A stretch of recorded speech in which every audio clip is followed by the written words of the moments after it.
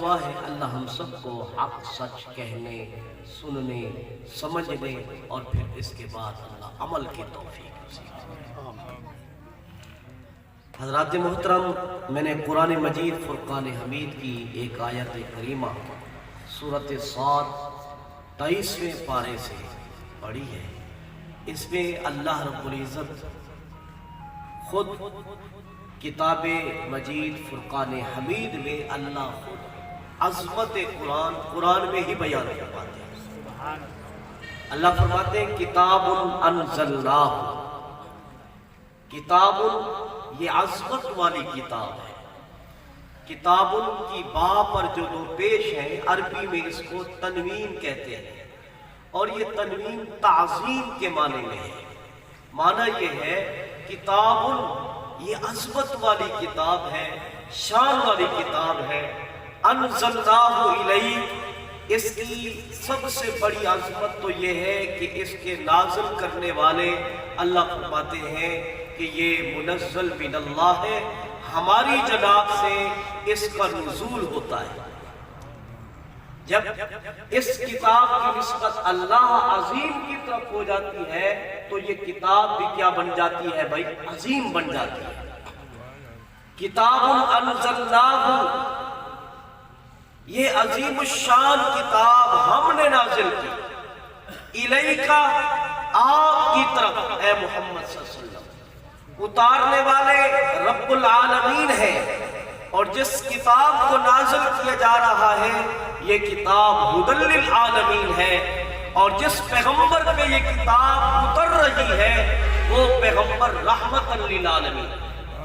نسبتیں دیکھیں، اتارنے والے اللہ ہے، اور جس ہستی پہ اتر رہی ہے وہ محمد الرسول اللہ ہے، اور جس کتاب کو اتارا جا رہا ہے وہ کلام اللہ ہے۔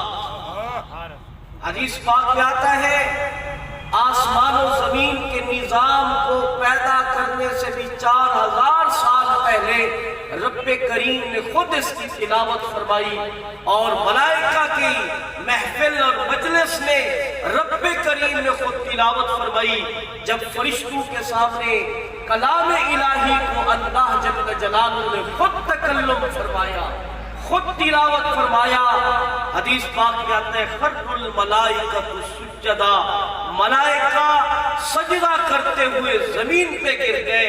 جب ہوش آیا کہنے لگے طوبیٰ لأمتی ینزل علیہم القرآن، بڑی مبارک ہوگی وہ امت جس کو اللہ یہ قرآن دے۔ 1,24,000 کم و بیش انبیاء آئے، اللہ نے اس امت کے نصیب میں یہ قرآن رکھا تھا۔ حالانکہ یہ قرآن لوح محفوظ میں موجود تھا، آدم نبی آئے قرآن نہیں آیا، نوح نجی اللہ آئے قرآن نہیں آیا، ابراہیم خلیل اللہ آئے قرآن نہیں آیا، اسماعیل ذبیح اللہ آئے قرآن نہیں آیا۔ فی لوح محفوظ، قرآن لوح محفوظ میں موجود تھا، محفوظ تھا۔ 1,24,000 انبیاء آئے لیکن قرآن نہیں آیا۔ قرآن تب آیا جب صاحب قرآن محمد مصطفیٰ نے۔ تو قرآن کی عظمت ہے، اتارنے والے اللہ ہے، اور جس ہستی پہ اترا وہ محمد الرسول اللہ ہے۔ اور آگے اللہ پاک نے قرآن کو بھیجنے کی علت بیان فرمائی، لیدبروا آیاتی۔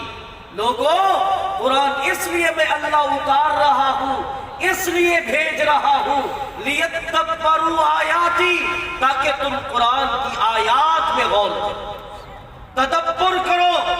صرف پڑھنا بھی کافی نہیں۔ حضرت استاذی تو فرما رہے تھے صحیح تلفظ کے ساتھ پڑھو، صحیح ادائیگی کے ساتھ پڑھو، یہ بھی ضروری ہے۔ لیکن پاک پیغمبر صلی اللہ علیہ وسلم وَيَتْلُو عَلَيْهِمْ آیَاتِكَ، حضور قرآن کی تلاوت کرنے کے لیے بھی آئے تھے، اور آگے فرمایا وَيُعَلِّمُهُمُ الْكِتَابَ وَالْحِکْمَةَ، نبی نے اس کتاب کی آگے تعلیم بھی عطا فرمائی، تفسیر بھی حضور نے سکھائی، حضور نے ترجمہ بھی بتایا، حضور حضور نے قرآن کی تشریح بھی بتائی، وَيُزَكِّيهِمْ، جب تعلیم کتاب نبی نے سمجھائی تو پھر صحابہ کا تزکیہ ہو گیا، صحابہ پاک ہو گئے۔ تو نبی علیہ السلام تشریف لائے، قرآن اترا، اور قرآن پاک اتارنے کی اور قرآن پاک کو لانے کی جو علت ہوئی، جو علت اللہ نے بیان کی، فرمایا لِيَدَّبَّرُوا آیَاتِی، قرآن میں غور کرو، اس کی آیات میں تدبر کرو۔ اور آگے فرمایا وَلِيَتَذَكَّرَ أُولُو الْأَلْبَابِ، قرآن سے تو ذی عقل لوگ، ذی فہم لوگ، سمجھدار لوگ، دانا لوگ قرآن سے نصیحت حاصل کریں۔ جاہل، اجٹ، بے وقوف، احمق لوگ قرآن سے روگردانی کریں گے، منہ موڑ جائیں گے، لیکن جو ذی فہم ہوں گے وہ قرآن سے نصیحت حاصل کریں۔ چھٹے پارے میں اللہ رب العزت نے فرمایا یا ایھا الناس، اے لوگو، یہ وہ خطاب ہے جس خطاب میں رب کریم نے ساری انسانیت کے سارے لوگوں کو خطاب فرمایا، یا ایھا الناس، چاہے وہ نبی کے زمانے کے لوگ ہیں، چاہے وہ بعد کے زمانے کے لوگ ہیں، چاہے وہ اس سے بعد کے زمانے کے لوگ ہیں، چاہے آج کے زمانے کے لوگ ہیں، چاہے قیامت تک آنے والے انسان ہیں، سب کو ایک صف میں اللہ نے کھڑا کیا، فرمایا یا ایھا الناس، لوگو قد جاءکم برہان من ربکم، تحقیق تمہارے رب کی طرف سے تمہارے پاس روشن دلیل آ گئی۔ برہان من ربکم، قرآن روشن راستہ ہے، قرآن ہدایت والا راستہ ہے، قرآن سے علم حاصل کرو، قرآن سے سیدھا راستہ حاصل کرو، قرآن تمہیں جنت تک لے جائے گا۔ باوفا کتاب ہے قرآن، جس نے بھی اس قرآن کو سینے سے لگایا، قرآن نے اس کو اوج ثریا پہ پہنچایا، چاہے وہ عربی تھا، چاہے وہ عجمی تھا، چاہے وہ امیر تھا، چاہے وہ غریب تھا۔ ہاں جی، قرون اولیٰ کے جو مسلمان تھے، صحابہ اکرام ہوں، تابعین ہوں، تبع تابعین ہوں، ان کی زندگیاں آپ پڑھ چکے ہیں۔ صحابہ اکرام نے قرآن کو سینے سے لگایا، قرآن کو اپنا مقتدا بنایا، اپنا امام اور پیشوا بنایا۔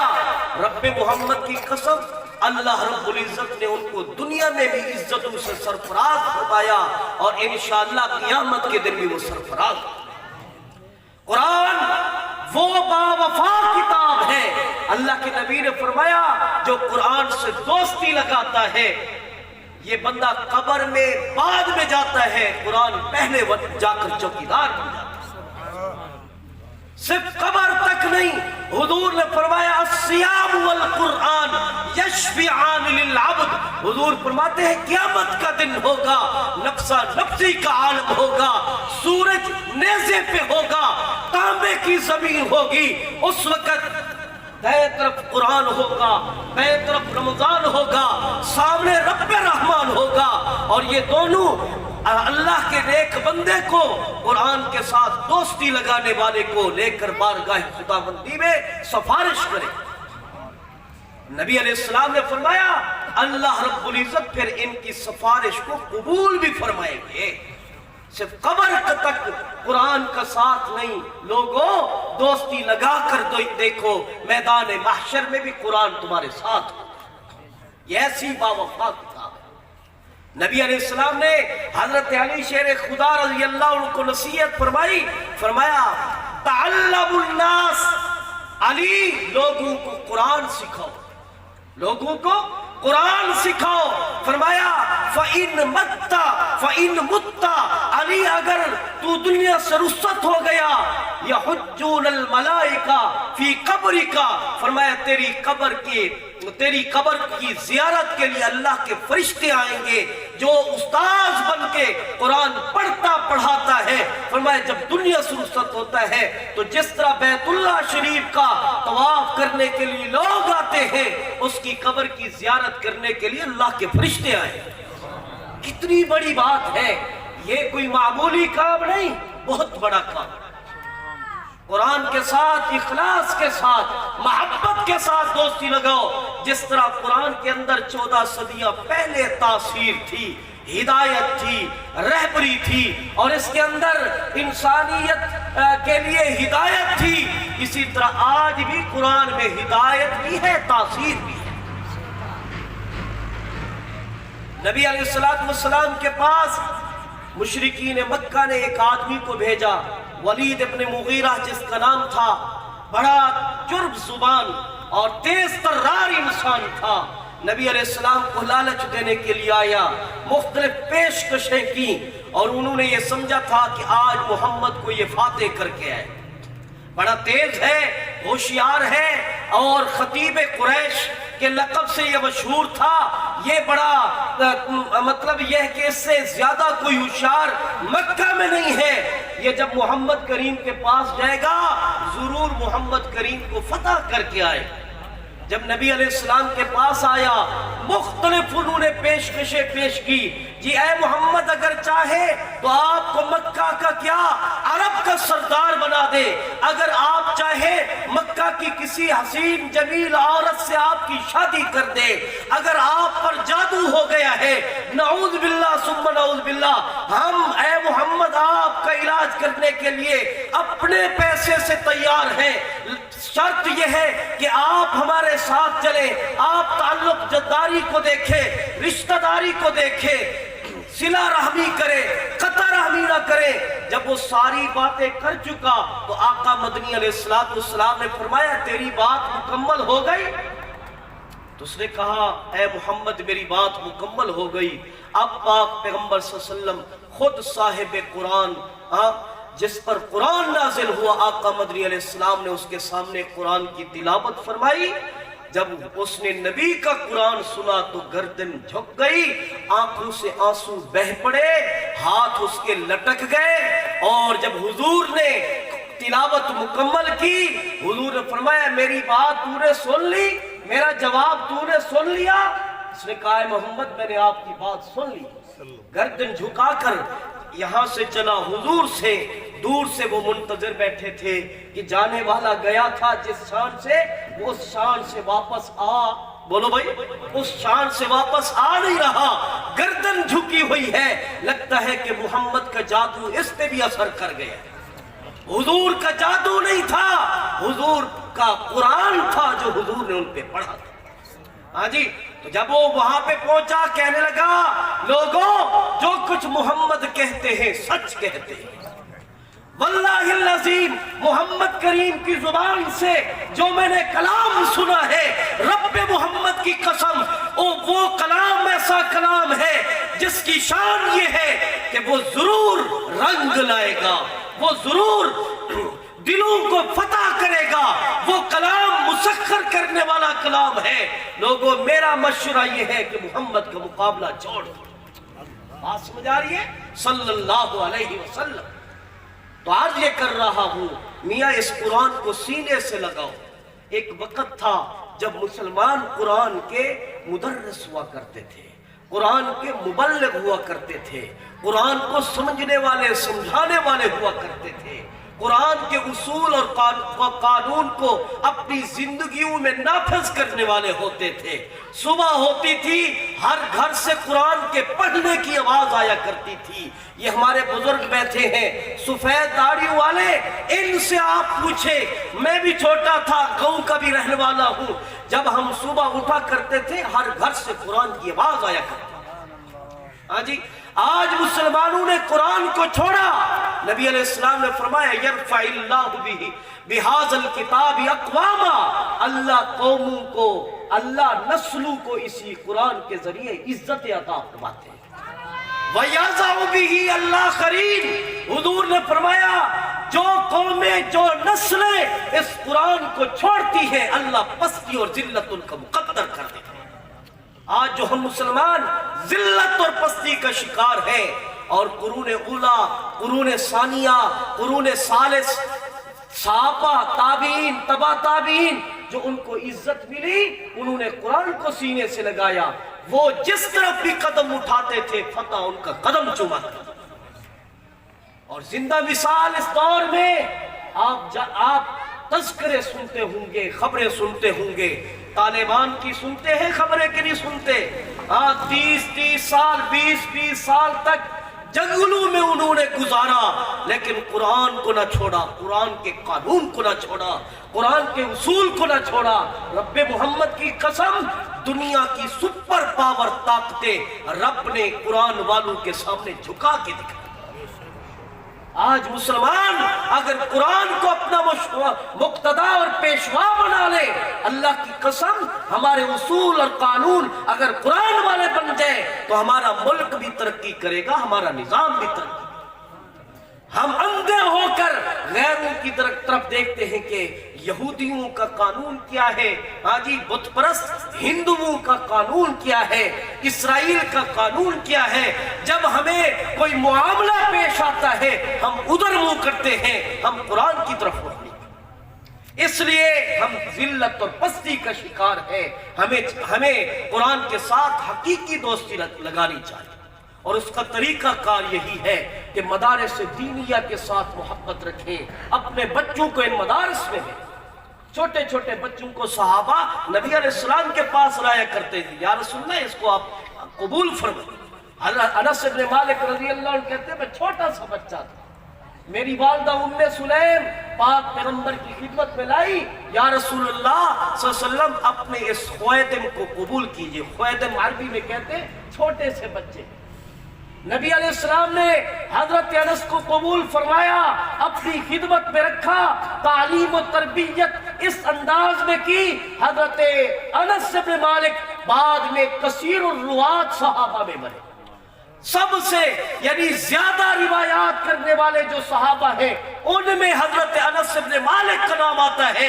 پاک پیغمبر کی دعائیں رنگ لئی۔ انس بن مالک کہتے ہیں 4 دعائیں میرے لیے پاک پیغمبر نے فرمائی۔ ایک دعا یہ کہ اللہ انس بن مالک کو لمبی عمر عطا فرما، یہ شاگردگی کی برکت ہے، استاد دعا کرتا ہے اللہ انس بن مالک کو لمبی عمر عطا فرما، اللہ انس بن مالک کے مال میں برکت نصیب فرما، اللہ انس بن مالک کی اولاد میں برکت نصیب فرما، اللہ انس بن مالک کو جنت کا داخلہ نصیب فرما۔ انس بن مالک رضی اللہ عنہ کہتے ہیں میرے لیے بچپن میں کی ہوئی رسول اللہ کی دعا کا یہ اثر تھا کہ میری عمر 103 سال ہوئی۔ آخری صحابہ میں وفات پانے والے انس بن مالک ہے، یہ رسول اللہ کی دعا کا اثر تھا۔ اور میری اولاد، فرمایا میں اپنی زندگی میں اولاد در اولاد دیکھ رہا ہوں کہ میرے بچے 100 سے زیادہ ہیں۔ کتنے ہیں بھائی؟ 100 سے زیادہ ہے۔ یہ رسول اللہ کی خدمت کی برکت تھی، یہ استاذ کی خدمت کی برکت تھی۔ پھر فرماتے ہیں ہر ایک کا باغ جو ہے وہ سال میں 1 دفعہ پھل دیتا ہے، اور رسول اللہ کی دعا کا اثر تھا میرا باغ سال میں 1 دفعہ نہیں 2 دفعہ پھل دیا کرتا۔ اور میں نے نبی علیہ السلام کی یہ 3 دعاؤں کا اثر اپنی زندگی میں دیکھ چکا، اور امید کرتا ہوں کہ نبی علیہ السلام نے فرمایا انس کو اللہ جنت کا داخلہ نصیب فرما، میں امید کرتا ہوں یہ دعا بھی میرے حق میں حضور کی قبول ہو۔ بات سمجھ آ رہی کہ نہیں آ رہی؟ جب استاد کی خدمت کریں گے انشاءاللہ استاد کے قدموں کی برکت سے آپ کی زندگی میں اللہ برکتیں نصیب فرمائے۔ لہذا ہمیں چاہیے مدارس کے ساتھ، علماء کے ساتھ محبت کریں۔ آخری بات عرض کرتا ہوں، ہمارے جامعۃ الرشید کراچی بہت بڑا دینی ادارہ ہے، وہاں پر ایک استاد ہے علامہ انور غازی، کئی کتابوں کے مصنف ہیں۔ انہوں نے کتاب لکھی ہے، عجیب بات سنا رہا ہوں آپ، کتاب لکھی ہے مدارس دینیہ خیر کے مراکز ہیں یا دہشت گردی کے اڈے۔ یہ کتاب کا نام ہے مدارس دینیہ خیر کے مراکز ہیں یا دہشت گردی کے اڈے ہیں۔ اس کتاب میں حضرت نے بات لکھی، فرمایا کہ امریکہ کو تشویش لاحق ہوئی، وہاں پر انہوں نے میٹنگ کی، بڑے بڑے ان کے وزراء، MNAs، یہ وہ جو بڑے عہدیداران تھے، ان کی CTD CID کے بڑے بڑے افسران اس میٹنگ میں موجود تھے۔ میٹنگ میں کیا تھا؟ میٹنگ میں یہ چل رہا تھا، جو ان کا موضوع سخن بنا ہوا تھا وہ یہ تھا کہ یار کیا وجہ ہے کہ 3 ملکوں کے جو مدارس ہیں، پاکستان اور بنگلہ دیش اور ہندوستان، ان 3 ملکوں کے مدارس ترقی کر رہے ہیں، ان کے پاس تعلیم کی بھی کثرت ہو رہی ہے، طالب علم بھی بڑھ رہے ہیں، مدارس بھی بڑھ رہے ہیں، کیا وجہ؟ ان کو کون چلا رہا ہے؟ کوئی ان کی فیکٹریاں ہیں یا کوئی ملیں ہیں یا کوئی حکومتی سطح پر ان کے ساتھ تعاون ہوتا ہے یا کوئی NGOs ہیں جو ان کے ساتھ تعاون کرتے ہیں؟ بھئی کیا وجہ؟ ہم نے تو ان کو بڑا بدنام کیا ہے، ہم نے تو مولوی اور مولویت کو انٹرنیٹ کے ذریعے، ٹی وی کے ذریعے ہم نے بدنام کیا، عوام کا ربط علماء سے ہم نے توڑا، اس کے باوجود بھی مدارس ترقی کر رہے ہیں۔ کیوں کر رہے ہیں؟ تحقیق۔ انہوں نے 12 رکنی کمیٹی کی تشکیل دی امریکہ سے کہ جا کر پاکستان اور ہندوستان، بنگلہ دیش، ان 3 ممالک کے مدارس میں جا کر وزٹ کرو اور پتہ کرو کہ ان کے ساتھ کون تعاون کرتا ہے، کون ان کو چلا رہا ہے، کون نظام بنا رہا ہے۔ چنانچہ علامہ انور غازی اپنی کتاب میں لکھتے ہیں کہ وہ ٹیم 12 رکنی ٹیم دارالعلوم کراچی، جامعۃ الرشید کراچی، جامعہ اشرفیہ لاہور، بڑے بڑے پاکستان کے مدارس میں آئی اور انہوں نے تحقیق کی، تجسس کیا اور انہوں نے غور و خوض کیا کہ بھئی یہ مدارس کیسے چل رہے ہیں۔ تحقیق کرنے کے بعد انہوں نے جو واپسی رپورٹ لکھی اپنے آقاؤں کو، اپنے آباء و اجداد کو، رپورٹ یہ لکھی کہ ان مدارس کو چلانے والی حکومت نہیں ہے، ان مدارس کی کوئی اپنی ذاتی طور پر فیکٹریاں ملیں نہیں ہیں، ان مدارس کو چلانے والی کوئی NGOs نہیں ہے، ان مدارس کو چلانے والے ان کے اپنے مسلمان طبقہ، مسلمان جو لوگ ہیں وہ چلا رہے ہیں۔ بھائی وہ کیسے چلا رہے ہیں؟ فرمایا ان کے مسلک میں، ان کے مذہب میں زکوٰۃ فرض ہے اور زکوٰۃ عبادت ہے۔ جی جس طرح نماز عبادت ہے، حج عبادت ہے، روزہ عبادت ہے، اسی طرح حج اور اسی طرح زکوٰۃ اور عشر بھی کیا ہے بھائی؟ عبادت ہے۔ اپنی عبادت کی ادائیگی کا ان کے ہاں طریقہ یہ ہے کہ وہ اپنے مال میں سے 2.5% زکوٰۃ نکالتے ہیں، 20% عشر نکالتے ہیں، اور وہ اس کا عشر اور زکوٰۃ کا جو 80% مالیت بنتی ہے وہ مدارس کو دیتے ہیں، باقی 20% غریب غربا جو محلے میں، علاقے میں ہوتے ہیں ان کو دیتے ہیں۔ یہ 80% جو زکوٰۃ اور عشر نکالتے ہیں یہ مدارس میں دیتے ہیں، اور اس کو ہم روک بھی نہیں سکتے، اس لیے کہ یہ ان کے مسلک میں، ان کے مذہب میں، دین اسلام میں فرض اور واجب کا درجہ ہے۔ تو میاں مدارس دینیہ کو چلانے والے ظاہری طور پر اسباب کے درجے میں مسلمان ہیں، ہاں جی، یہ کسی حکومت سے گرانٹ نہیں حاصل کرتے، خصوصاً اکابر علماء دیوبند کے مدارس۔ لہذا یہ آپ کا علاقے کا مدرسہ ہے، اس کی ضروریات آپ کے سامنے ہیں، اس کی تعمیری مراحل، اس کی درسگاہیں، اس کی تمام تر انتظام ابھی بہت کچھ کرنا ہے۔ آپ حضرات تعاون کریں گے، آپ کے تعاون سے اگر ایک بچہ بھی حافظ قرآن بن گیا تو آپ کی زندگی بن جائے گی، آپ کی قبر بھی بن جائے گی۔ اللہ سے دعا ہے اللہ تبارک و تعالی ہمارے بھائی مولوی عبد